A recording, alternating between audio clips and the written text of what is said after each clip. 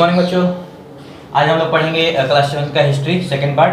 पहला पार्ट हम लोग पढ़ चुके हैं, इसमें कुछ पॉइंट्स हैं, इसके बाद ये खत्म हो जाएगा लेसन। इसमें हम लोग कन्नौज के बारे में पढ़े थे, जिसके लिए 3 राजवंशों ने आपस में लड़ाई की। कन्नौज एक बहुत ही ज़्यादा सामरिक दृष्टि से और राजनीतिक दृष्टि से विकसित क्षेत्र था, जिस पर तीनों ही राज्य अपना आधिपत्य स्थापित करना चाहते थे, जिसकी वजह से वो आपस में लड़ते रहते थे और वही कारण बना उनके पतन का। आगे हम लोग पढ़ेंगे राजपूत डायनेस्टी। तो आपको बता दें कि हमारे देश में इसकी शुरुआत हुई थी लगभग 750 ईस्वी से लेकर 1200 ईस्वी के बीच राजपूत काल कहा जाता है। और इस राजपूत काल में बहुत से ऐसे डायनेस्टीज अर्थात साम्राज्यों की स्थापना हुई थी।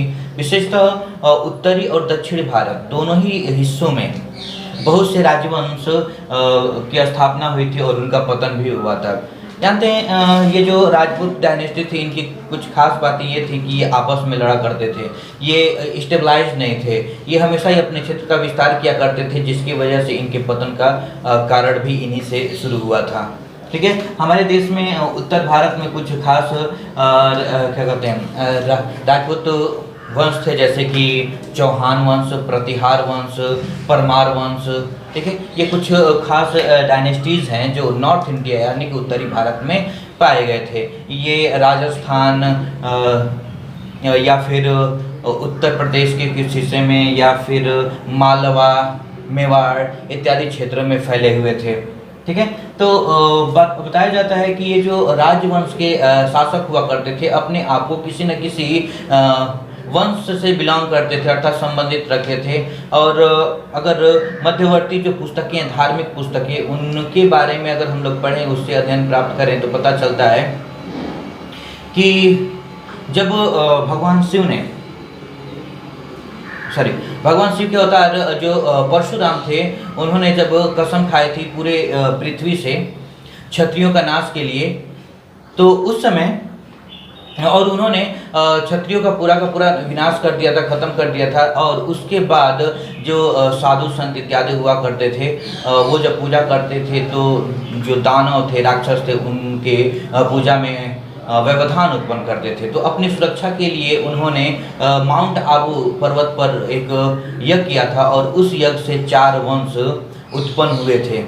ठीक है, और वो 4 जो राजपूत वंश से सूर्यवंश, चंद्रवंश, अग्निवंश और एक वंश होता है चौहान वंश। ठीक है, तो ये 4 वंश थे जिन्होंने अपने आप को डिफाइन कर लिया अलग अलग क्लेन से, अर्थात वंश से। ठीक है, और वंश माना जाता है कि इनकी शुरुआत हुई थी। लेकिन अगर हम लोग वैज्ञानिक दृष्टि से देखें तो ऐसा कुछ भी नहीं है। जो राजा के पुत्र हुए और जो सेनापति हुए, और वो सेनापति जो थे, अपने शासक के कमजोर होने पर उसकी हत्या करके वे स्वयं एक नया साम्राज्य की स्थापना किए। ठीक, आगे हम लोग बढ़ते हैं तो यहाँ पर दक्षिण भारत के राजाओं के बारे में बताया गया, चोल डायनेस्टी के बारे में। तो चोल जो साम्राज्य था वो काफ़ी ज़्यादा महत्वपूर्ण और शक्तिशाली साम्राज्य था, जिसका सबसे महत्वपूर्ण शासक हुआ चोल राजेंद्र चोल। उसने अपने साम्राज्य का विस्तार किया और चोल वंश ने पांड्याज को, यानी कि पांड्याज वंश के शासकों को पूरी तरह हरा दिया था। ठीक है, और इसका विस्तार दक्षिण भारत में हुआ था और इसी के दौरान फाहियान नामक शासक भी आया था।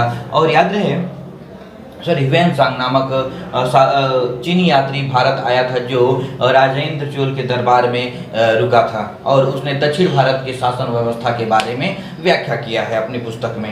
आगे चलते हैं तो पता चलता है लैंड ग्रांट्स अंडर द चोला। तो जो चोल वंश के शासक थे, वो साधुओं को या फिर धर्म से जुड़े जो लोग हुआ करते थे, उनको जमीनें दान में दिया करते थे और उस जमीन के लिए, उस खेत के लिए किसी प्रकार का कोई टैक्स अर्थात कर नहीं लिया जाता था। इसके बाद आते हैं एग्रीकल्चर। तो उस समय कृषि जो था वो काफ़ी ज़्यादा विकसित अवस्था में था और कृषि के कार्य के लिए छोटे छोटे किसान उस पर काम किया करते थे। सिंचाई के लिए नहरों और कुओं की व्यवस्था की गई थी और कृषि जो थी वो अपनी उन्नत अवस्था में थी। आगे बढ़ते हैं एडमिनिस्ट्रेशन। तो एडमिनिस्ट्रेशन में पता चलता है, अर्थात प्रशासन में पता चलता है कि संपूर्ण साम्राज्य का केंद्र राजा हुआ करता था और सारी शक्तियां राजा के हाथों में ही हुआ करती थीं। उसके लिए एक मंत्री परिषद हुआ करता था जो राजा को सलाह दिया करता था, लेकिन उस सलाह को मानने या न मानने के लिए राजा मजबूर नहीं था, बाध्य नहीं था।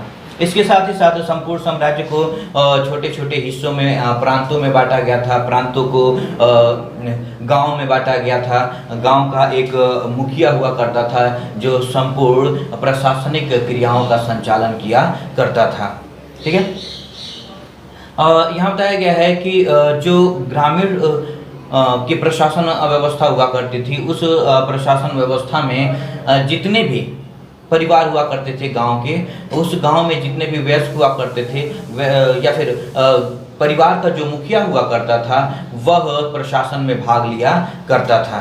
ठीक है, और उसमें सदस्य होने के लिए उसे वेदों का ज्ञान होना चाहिए था, प्रशासन के बारे में जानकारी होनी चाहिए थी, उसकी उम्र 35 साल से ऊपर होना चाहिए था। ये कुछ खास नियम थे जिसकी वजह से उसे उस समूह में शामिल किया जाता था।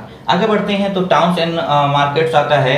तो उस समय जो मार्केट अर्थात जो बाजार का केंद्र था, उसे उस जगह पर आसपास के जो व्यापारी हुआ करते थे, किसान हुआ करते थे, अपनी वस्तुओं को लेकर आया करते थे, जहां पर उनकी वस्तुओं का आदान प्रदान किया जाता था, एक्सचेंज किया जाता था। अत्यधिक मात्रा में उस समय व्यापार विकसित अवस्था में था। सोने चांदी के आभूषण, बर्तन, अनाज इत्यादि का व्यापार होता था। आगे बढ़ते हैं emergence of temples as an institutions.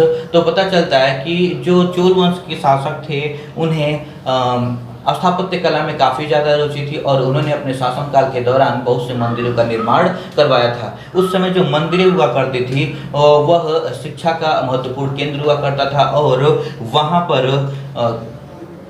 बच्चों को पढ़ाया जाता था विभिन्न प्रकार के विषय, जैसे धार्मिक विषय, ये सामाजिक विषय, अर्थशास्त्र के बारे में, खगोल शास्त्र के बारे में इत्यादि के बारे में उनको अध्ययन अध्यापन किया जाता था।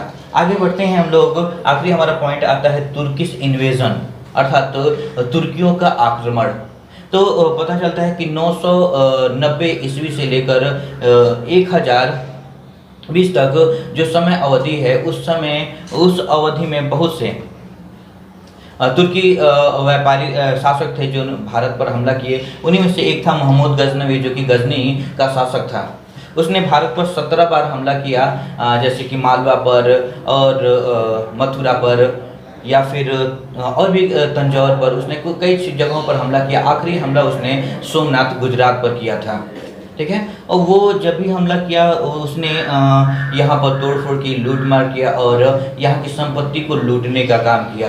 वो भारत पर शासन करना नहीं चाहता था, बल्कि वो भारत से संपत्ति लूटकर अपना एक विशाल साम्राज्य स्थापित करना चाहता था और अपने राजधानी गजनी को और भी ज़्यादा सुंदर बनाना चाहता था।